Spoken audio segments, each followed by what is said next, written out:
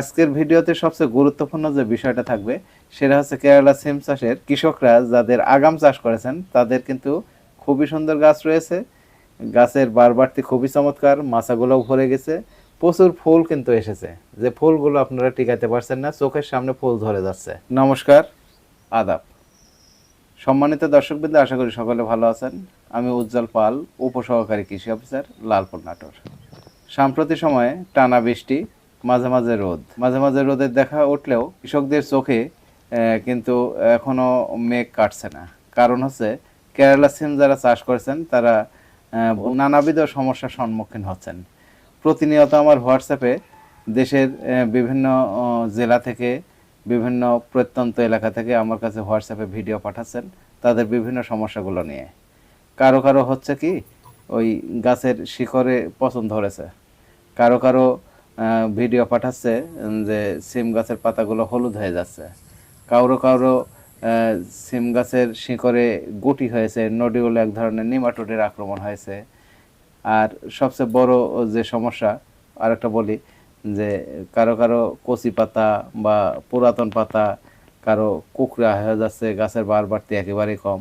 এরকম নানা ধরনের সমস্যার ভিডিও কিন্তু আমার কাছে হোয়াটসঅ্যাপে পাঠাচ্ছে এবং আমি তাদেরকে পরামর্শ দিচ্ছি।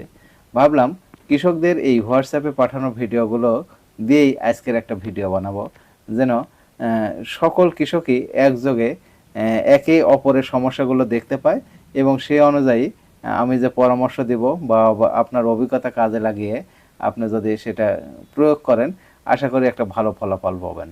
আর আজকের ভিডিওতে সবচেয়ে গুরুত্বপূর্ণ যে বিষয়টা থাকবে সেটা হচ্ছে কেরালা সিম চাষের কৃষকরা যাদের আগাম চাষ করেছেন তাদের কিন্তু খুবই সুন্দর গাছ রয়েছে। গাছের বারবারতি খুবই চমৎকার, মাচাগুলোও ভরে গেছে, প্রচুর ফুল কিন্তু এসেছে। যে ফুলগুলো আপনারা টিকাতে পারছেন না, চোখের সামনে ফুল ধরে যাচ্ছে। এখন একটা ফুল থেকে একটা ফল সেট হওয়া মানেই 1 কেজি সিমের দাম প্রায় 300 টাকা। সকলেই চাচ্ছে এই সময় আমি বাম্পার ফলন নিয়ে বাজারজাত করে আমি অধিক পরিমাণ লাভ করতে পারো, আশায় কিন্তু সবাই চাষ করেছেন বা সেই প্রত্যাশা সবারই আছে। তো কেরালা সিম চাষিদের উদ্দেশ্যে আমি একটা কথাই আগেও বলেছি, এখনও বলছি, দেখুন অতিরিক্ত তাপমাত্রা যখন হয়, যখন প্রচুর বৃষ্টিপাত হয়, তখন কিন্তু ফুল ঝরার প্রবণতাটা বেশি থাকে। এই সময় যদি আপনার 30% বা 40% ফুল টেকাইতে পারেন, এটাকেই আমি বাম্পার ফলন মনে করব। কারণ এই সময় এই পরিমাণ ফল যদি আপনি সেট করতে পারেন, তাহলে যে বাজার মূল্য পাবেন সেটা কিন্তু যথেষ্ট পরিমাণে, এবং আপনার খরচ এই এক চালানেই উঠে যাবে। আর আস্তে আস্তে আবহাওয়াটা যখন আস্তে আস্তে ঠান্ডা হবে, তখন কিন্তু অনেক পরিচর্যা ছাড়াই, কিন্তু অনেক কম পরিচর্যাতেই কিন্তু আপনার মাচা ভরে যাবে। একসময় দেখবেন যে মনে হচ্ছে যেন এসি রুমে প্রবেশ করছে, মাথার উপরে সিম ঝলছে আর আপনি নিচে দাঁড়িয়ে আছেন। কি চমৎকার একটা দৃশ্য, তাই না? তো আর কথা না বাড়িয়ে আজকের ভিডিওটার মূল ইয়ের দিকে যাই। আমি যারা আপনারা ভিডিও পাঠাইছেন, দেখুন একে ধারে আমি সমস্যাগুলো দেখাবো এবং সেই সমস্যাগুলো কিভাবে সমাধান করা যায় বা আমি তাদের কি পরামর্শ দিয়েছি, বা অনেকের পরামর্শ নেওয়ার পরেও দেখা যাচ্ছে তারা আবার সুস্থ গাছ হয়ে গেছে, সেগুলোর ভিডিও আমাকে ফিডব্যাক দিয়েছে যে আপনার পরামর্শ অনুযায়ী আমি এগুলো পরিচর্যা করে একটা ভালো ফলাফল পেলাম। তো শুরুতেই আমি বলবো যে গাছের শিকড়ের থেকে শুরু করি, কারণ শিকড়ের পচন, শিকড় কালো হয়ে যাচ্ছে। একটা মাটি থেকে 2 থেকে 3 ইঞ্চি পরিমাণ বা 2 ইঞ্চি পরিমাণ যে শিকড় থেকে যে কাণ্ডটা বের হয়েছে সেটা কালো হচ্ছে। এই কালোর যদি হয় তাহলে আপনার পপ্রিকোনাজল গ্রুপের যে ছত্রনাশকগুলো রয়েছে, যেমন সিনজেন্টা কোম্পানির টিল্ট, এর সাথে টাইকোডার্মা যেটা আছে গ্রুপের, টাইকোডার্মা গ্রুপের আপনার হেকেম কোম্পানির, হেকেম বাংলাদেশের আছে টাইকস্ট, এটা 2 গ্রাম পার লিটার, টিল্ট 1 মিলি পার লিটার, টাইকস্ট 2 গ্রাম পার লিটার। এটা একসাথে করে শুধু শিকড় এবং মাটির থেকে 2 ইঞ্চি উপর পর্যন্ত আপনার কাণ্ড পর্যন্ত স্প্রে করে দেন। তাহলে আপনার এভাবে যদি 1 সপ্তাহ না হলে 2 সপ্তাহ পরপর 2 সপ্তাহ স্প্রে করেন, তাহলে কিন্তু আপনার গোড়া পচন আশা করি ভালো হয়ে যাবে। এরপর যেটা পাতার উপরের দিকে উঠি আমি, পাতার উপরের দিকে পাতাগুলো হলুদ হয়ে যাচ্ছে, কিনারাগুলো সাদা হয়ে যাচ্ছে বা শুকায় যাচ্ছে, মারা যাচ্ছে, এরকম সমস্যা হচ্ছে। এই ক্ষেত্রে এই ধরনের সমস্যা যাদের আছে তাদের ক্ষেত্রে আমার পরামর্শ হচ্ছে আপনার কার্বেন্ডাজিম গ্রুপের ছত্রনাশক 2 গ্রাম পার লিটার। এটা 2 গ্রাম পার লিটার আপনার অটোস্টিন হতে পারে বা টার্বো হতে পারে, নোইন হতে পারে, আপনার যার যেটা পছন্দ সেটা। গ্রুপটা হচ্ছে কার্বেন্ডাজিম, 2 গ্রাম পার লিটার এটা স্প্রে করে দেন। এর 2-1 দিন পরেই আপনার টাইকোডার্মাটা আলাদা করে দেন। কারণ হচ্ছে যে টাইকোডার্মাটা আলাদা করে দিলে কিন্তু রেজাল্টটা ভালো পাওয়া যাচ্ছে, অর্থাৎ টাইকস্ট যেটা সেটা 2 গ্রাম পার লিটার 2 থেকে 3 দিন কার্বেন্টাজিম দেওয়ার পরে এটা স্প্রে করেন। তাহলে পাতার উপরের দিকে যে সমস্যাগুলো আছে, পাতার কিনারাগুলো শুকায় মারা যাচ্ছে বা হলুদ হয়ে যাচ্ছে, এই সমস্যাগুলোর সমাধান হয়ে যাবে। এরপর আসে হচ্ছে পাতা যে কুকড়ে যাচ্ছে, বয়স্ক পাতা বলেন বা হচ্ছে আপনার কচি পাতা বলেন, পাতাগুলো কোঁকড়াগুলো অনেকে নৌকার মতো হয়ে যাচ্ছে, আবার অনেকে নিচের দিকে কোঁকড়ে যাচ্ছে, অর্থাৎ থ্রিপস বা মাকড়ের আধিক্যের কারণে বা মাকড়ের আক্রমণের কারণে কিন্তু এই সমস্যাগুলো হচ্ছে। এদের ক্ষেত্রে এই ধরনের সমস্যা যাদের আছে তাদের জন্য আমি বলবো যে আপনার ভার্টিমেক হচ্ছে 1 মিলি পার লিটার বা অ্যাবামেকটিন বেনজয়েড গ্রুপের যে মাকড়নাশকগুলো রয়েছে, অ্যাম্বুশ হতে পারে, এগুলো কিন্তু 1 মিলি পার লিটার আপনি স্প্রে করে দিতে পারেন। এর সাথে যদি আপনার থিওভিট 4 গ্রাম পার লিটার অর্থাৎ সালফার জাতীয় যে ছত্রাকনাশকগুলো রয়েছে সেগুলোও কিন্তু মাকড়ের উপরে কাজ করে। এরা কিন্তু আপনার 4 গ্রাম পার লিটার দুইটা একসাথে করে স্প্রে করে দিলে কিন্তু আপনার ভালো একটা ফলাফল পাবেন। যে পাতাটা কুকড়ে হয়ে গেছে সেটা তার ভালো হবে না, যেটা নতুন বের হবে দেখবেন যে অপেক্ষাকৃত খুব সুন্দর সতেজ সবুজভাবে বের হবে।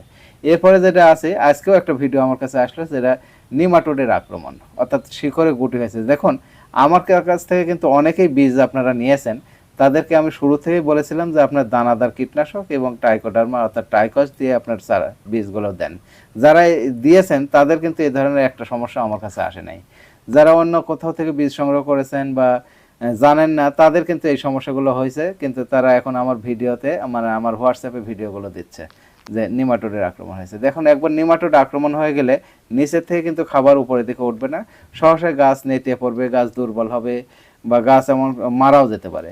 সেক্ষেত্রে আপনার এই ধরনের সমস্যা যদি হয়ে যায় তো একই পরামর্শ আমার যে আপনার মানে দানাদার যে কীটনাশক, এখন তো আপনার কার্বোফোরান নাই, তাই ফিপ্রোনিল গ্রুপের যে দানাদার কীটনাশক রয়েছে বা ডায়াজোনিয়াম গ্রুপের যে দানাদার কীটনাশকগুলো রয়েছে, এটা 4 চামচের 2 চামচ করে আপনার অর্থাৎ 5 থেকে 10 গ্রাম করে প্রতি মাদায় আপনি দিয়ে দেন।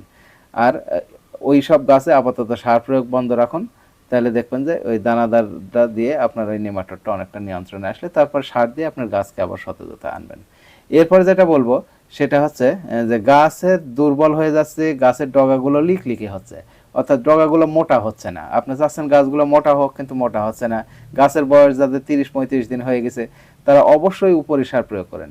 অর্থাৎ প্রত্যেকটা মাদায় তো আপনার কমপক্ষে 3টা করে সিমের গাছ রেখেছেন, সেক্ষেত্রে প্রত্যেক মাদার জন্য আমি বলবো যে ডিএপি 15 থেকে 20 গ্রাম, এমওপি 5 থেকে 10 গ্রাম, আপনার জিপসাম 5 গ্রাম, বোরন সার 2 গ্রাম, এগুলো একসাথে করে মিশায় আপনার গাছের গোড়ায় গর্ত করে ছিদ্র করে অথবা গাছের চারিদিকে আপনার গাছের গোড়া থেকে 3 থেকে 4 ইঞ্চি দূর দিয়ে এই উপরিপ্রয়োগ সারটা দিয়ে দেন। তাহলে দেখবেন যে 7 থেকে 10 দিনের মধ্যে আপনার গাছগুলো মোটা তাজা হবে, ডগাগুলো যেটা ছাড়বে সেগুলো মোটা মোটা হয়ে বের হবে। এইভাবে আপনার পরিচর্যাটা করতে পারেন। যাদের নিচে পানি রয়েছে একবারে আর গাছের গোড়ায় ঘাস টাস হয়েছে পরিষ্কার করে দেন, পানিটা অপসারণ করতে পারলে ভালো। আর সেম গাছের যদি একবারে গোড়া পর্যন্ত পানি না যায় তাহলে নিচের দিকে পানি থাকলে কোনো অসুবিধা নাই। এই একটা আপনারা পরিচর্যা করবেন। এরপর সর্বশেষ যেটা আমি বলবো সেটা হচ্ছে সবচেয়ে গুরুত্বপূর্ণ, এইটা নিয়েই এখন কৃষকরা বেশ চিন্তিত এবং হতাশ, অনেকেই হতাশ, অনেকেই বলছে যে আমি মরে গেলাম, এত পরিচর্যা এত ব্যয়বহুল করে মাচা তৈরি করলাম, মাচায় গাছ ভর্তি মাচা, কত সুন্দর গাছ, আর চোখের সামনে সাদা ফুলগুলো টস টস করে মুক্তার মতো ঝরে পড়ছে। এটা কিন্তু খুবই আসলে যারা পরিশ্রম করেছেন যাদের এই অবস্থা তাদের জন্য খুবই বেদনাদায়ক। তো আমি বলবো যে হতাশ হবেন না ভাই, যারা কৃষিকাজ করেছেন হতাশ হলে আপনি কৃষিকাজ করতে পারবেন না, হতাশ হবেন না। এটার জন্য আপনার পরিচর্যা সঠিকভাবে যদি করতে পারেন অবশ্যই 30 থেকে 40% ফুল কিন্তু আপনি টিকাইতে পারবেন। এর জন্য আপনার যে কাজটা করতে হবে, দেখুন ওই যে বয়স্ক পাতা, হলুদ পাতা, যেটা হলুদ হয়ে গেছে, যেটা রোগ আক্রান্ত পাতা, যেটা পোক আক্রান্ত পাতা, যেটা ঘন পাতা রয়েছে, এই পাতাগুলো আপনাকে ছেঁটতে হবে। ছেঁড়ার পরে কিছু ছত্রাকনাশক, আমি 2-3টা ছত্রাকনাশকের কথা বলে দিচ্ছি, এইগুলো কিন্তু আপনাকে শিডিউল অনুযায়ী স্প্রে দেবেন। পাতা ছেঁড়ে নিলেন, ছেঁড়ে নেওয়ার পরে Folicur 1/2 ml per litre spray দেন। এর পরের সপ্তাহে যায় আপনার Luna 1/2 ml per litre spray দেন। তারপরে আপনার 4-5 দিন পরে হোক মিরাভিজ ডুও, এটাও 1 মিলি পার লিটার। এগুলো কিন্তু আপনার ছত্রাকনাশক, সব যেগুলো বললাম এগুলো সবই ছত্রাকনাশক। এগুলো কিন্তু আপনার সিম চাষ করতে গেলে এগুলো আপনার সংগ্রহে রাখতেই হবে, অর্থাৎ একটার পর একটা আপনাকে স্প্রে দিতে হবে। একই ছত্রাকনাশক তো আপনার বারবার স্প্রে দিতে পারবেন, তাই পাল্টিয়ে পাল্টিয়ে আপনাকে স্প্রেগুলো দিতে হবে। আর এরপরে যেটা যে ওই ফুলের ভিতরে অনেক সময় থ্রিপস পোকা বা কিরা পোকা বা উকুনের মতো এক ধরনের ছোট ছোট পোকা যেগুলো আছে, সেগুলোর জন্য আপনাকে কিন্তু কীটনাশক দিতে হবে, সেটা হচ্ছে অ্যামামেকটিন বেনজয়েড গ্রুপের। আমার পরামর্শ আছে লিভা স্কয়ার কোম্পানির লিভা, এটা 1 গ্রাম পার লিটার। এছাড়া আপনার আপনার কি বলে রিমলি 1 মিলি পার লিটার, এইগুলো কিন্তু স্প্রে দিতে পারেন।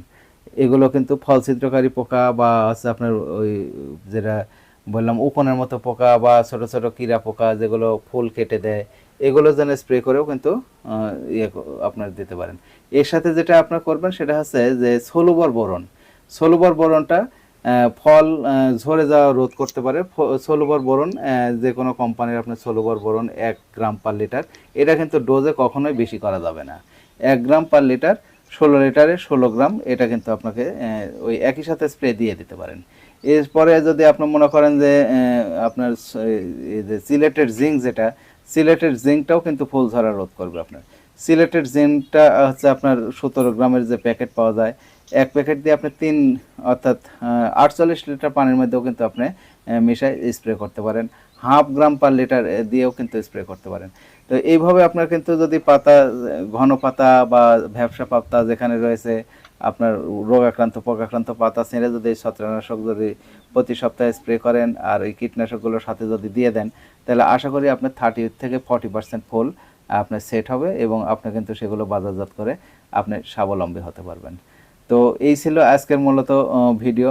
দর্শকবৃন্দ যারা কেরালা সিম চাষ করেছেন বা অটো সিম চাষ করেছেন বা সামার কিং চাষ করেছেন, সকলের জন্য পরামর্শ কিন্তু একটাই, যে সিমই হোক এই পরিচর্যা যদি আপনার ঠিকঠাক মতো যদি করতে পারেন, আশা করি আপনি বাম্পার ফলন পেয়ে আপনি নিজে স্বাবলম্বী হতে পারবেন এবং দেশকে সমৃদ্ধ করতে পারবেন। সম্মানিত দর্শকবৃন্দ যারা ভিডিওটা দেখলেন, অবশ্যই ভিডিওটা শেয়ার করে দেবেন যেন অন্যান্য চাষি ভাইয়েরাও এই ভিডিওটা দেখে এই অনুযায়ী যদি পরিচর্যা করে ভালো ফল পায়, তাহলে আজকের ভিডিওটা আমি মনে করি সার্থক হবে।